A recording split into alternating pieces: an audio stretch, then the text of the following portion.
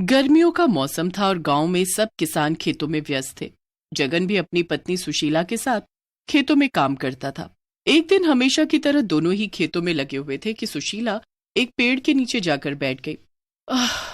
अरे बहुत ज्यादा थकावट महसूस हो रही है। इतनी गर्मी भी हो रही है, सोचा थोड़ी देर पेड़ के नीचे बैठ जाऊं। देखो, तुमको अगर ठीक नहीं लग रहा हो तो तुम घर जाकर आराम कर लो। नहीं नहीं, आराम क्या करना, मैं ठीक हूँ। सुशीला थोड़ी देर बाद आकर वापस काम में लग जाती है। जगन का ध्यान इसी में लगा रहता है कि सुशीला की तबीयत ठीक नहीं है। शाम होने पर दोनों घर जाते हैं और सुशीला एकदम बिस्तर पर पड़ जाती है। मुझे तो दिन से ही लग रहा था तुम्हारी तबीयत ठीक नहीं है। तुम भी ना सुनती नहीं हो, ये नहीं कि घर जाकर आराम करती। अरे ऐसे आराम करने से काम नहीं चलेगा, घर चलाना है, राजू को पढ़ाना है। पता है ना घर का खर्च कितने मुश्किल से चल पा रहा है। कोई नहीं जी, करना तो पड़ेगा ही ना, काम नहीं करेंगे तो खाएंगे क्या। जगन उस दिन सुशीला को लेकर बड़ा परेशान हो जाता है। वो बिल्कुल नहीं चाहता कि उसकी पत्नी खेतों में जाकर इतनी सड़ी गर्मी में काम करे, पर उसके पास दूसरा और कोई काम भी तो नहीं होता जो सुशीला कर सके। बस ऐसे ही सब चल रहा होता है। सुशीला की तबीयत दिन पर दिन ढीली होती जा रही थी और घर में बहुत ही तंगी थी। फिर एक रात जब सब सो रहे होते हैं तो उस गांव में एक चुड़ैल आ जाती है जिसके पास एक भैंस होती है। वो अपनी भैंस को लेकर पूरे गांव में घूम रही होती है।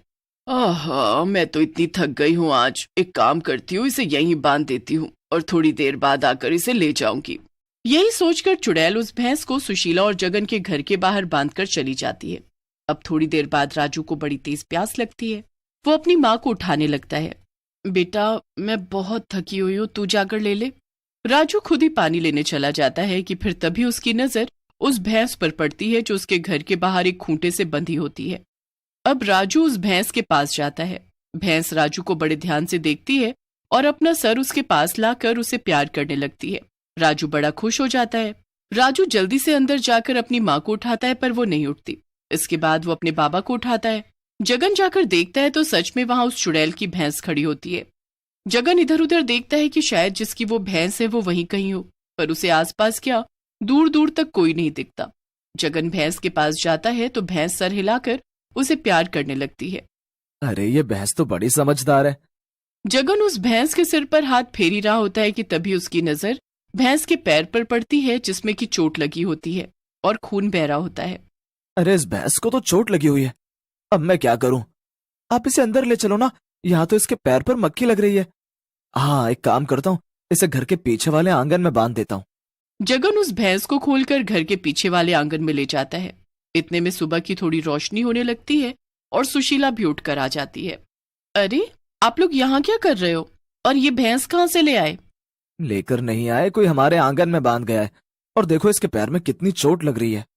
अरे हाँ, आप हटो, इसे मैं साफ करके इस पर हल्दी लगा देती हूँ, इससे ये जल्दी ठीक हो जाएगी। सुशीला पानी से भैंस के पैर को अच्छे से धोती है और फिर उस पर हल्दी लगा देती है। उसके बाद वो रसोई से उसके लिए रोटी लेकर आती है। भैंस रोटी खाकर आराम से सो जाती है। आज अब खेतों में अकेले चले जाओ, मैं राजू को स्कूल भेजकर यहीं रहूंगी और इसका ध्यान रखूंगी, इसे ऐसे इस हालत में नहीं छोड़ सकते। सुशीला पूरा दिन उस भैंस का ध्यान रखती है। फिर थोड़ी देर के लिए सुशीला कुछ काम करने अंदर जाती है। जब सुशीला बाहर आती है तो देखती है कि भैंस के थन से दूध टंकी की तरफ बह रहा है। सुशीला ये देखकर एकदम चौंक जाती है। हे भगवान, इतना सारा दूध! सुशीला जल्दी से एक बर्तन लेकर आती है और उसे लगा देती है, पर वो बर्तन कुछ ही सेकंड में भर जाता है।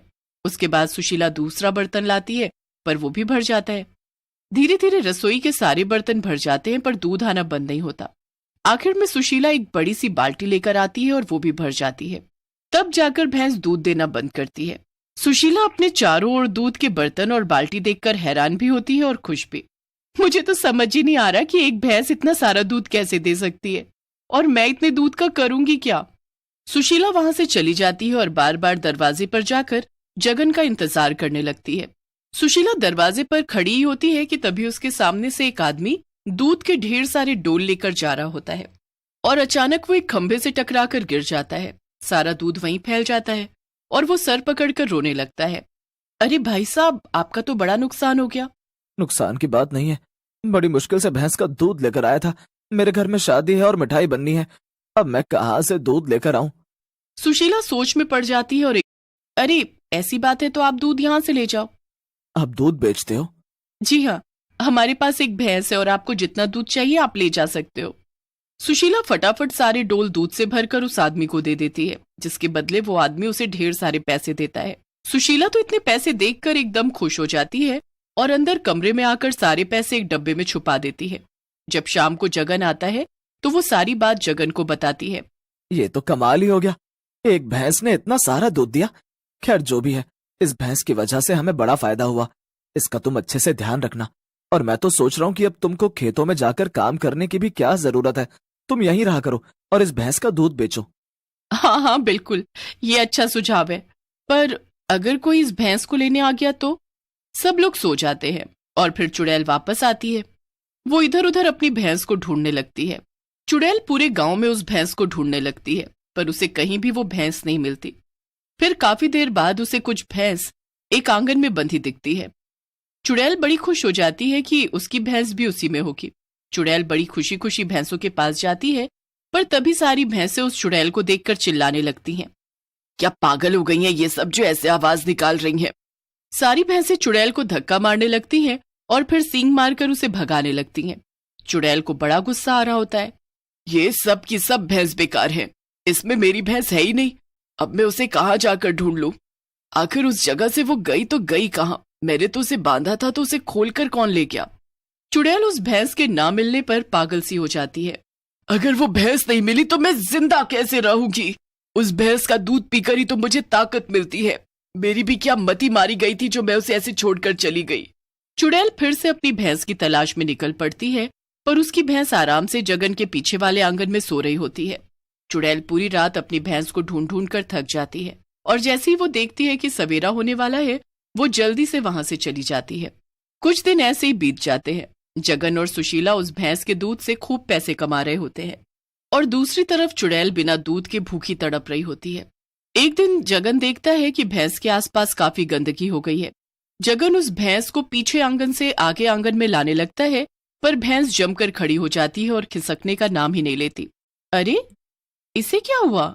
ये आगे आंगन में आ ही नहीं रही, अब मैं सफाई कैसे करूं? जगन बार बार भैंस को बाहर लाता है, पर वो आती ही नहीं। उसे समझ ही नहीं आ रहा होता कि आखिर बात क्या है। वो जैसे तैसे करके उस भैंस को आगे आंगन में बांध देता है और एक शादी के लिए निकल जाता है। अब उस रात भी चुड़ैल अपनी भैंस को ढूंढ रही होती है। बिना दूध के चुड़ैल काफी कमजोर हो चुकी होती है। पूरा गांव सो चुका होता है और बस चुड़ैल अपनी भैंस को आवाज देती यहां से वहां घूम रही होती है। अरे मेरी भैंस कहाँ गई तू? जहां भी है जल्दी आजा, वरना मैं मर जाऊंगी। भैंस जैसे ही चुड़ैल की आवाज सुनती है, वैसे ही घबराकर वो जमीन पर पैर मारने लगती है। खूंटे से बंधे होने के कारण वो वहां से कहीं जा नहीं पा रही होती। भैंस बहुत कोशिश करती है कि कैसे भी खूंटे से आजाद हो जाए, पर वो नामुमकिन होता है। कुछ ही देर में चुड़ैल वहां आ जाती है। भैंस को देखकर चुड़ैल की खुशी का ठिकाना ही नहीं होता। हाय तू यहाँ है, मैं तुझे कितने दिनों से ढूंढ रही थी। चुड़ैल भैंस को खूंटे से खोल देती है और उसे अपने साथ ले जाने लगती है। भैंस चुड़ैल के साथ जाने को बिल्कुल तैयार नहीं होती और बार बार घर की तरफ जाने की कोशिश करती है। वो बार बार आवाज निकालती है ताकि सुशीला आकर उसे उस चुड़ैल से बचा सके। भैंस बहुत चिल्लाती है, पर कोई भी अंदर से बाहर नहीं आता। भैंस को वो चुड़ैल घिसटती हुई आगे ले जाती रहती है और भैंस बार बार एक उम्मीद से पीछे मुड़ती है। भैंस की आंखों में आंसू होते हैं, पर वो बड़ी मजबूर होती है। वो समझ जाती है कि अब वो कभी वापस जगन और सुशीला के पास नहीं जा पाएगी और हमेशा उसे उस चुड़ैल की कैद में ही रहना पड़ेगा। उसी वक्त जगन शादी से वापस लौट रहा होता है।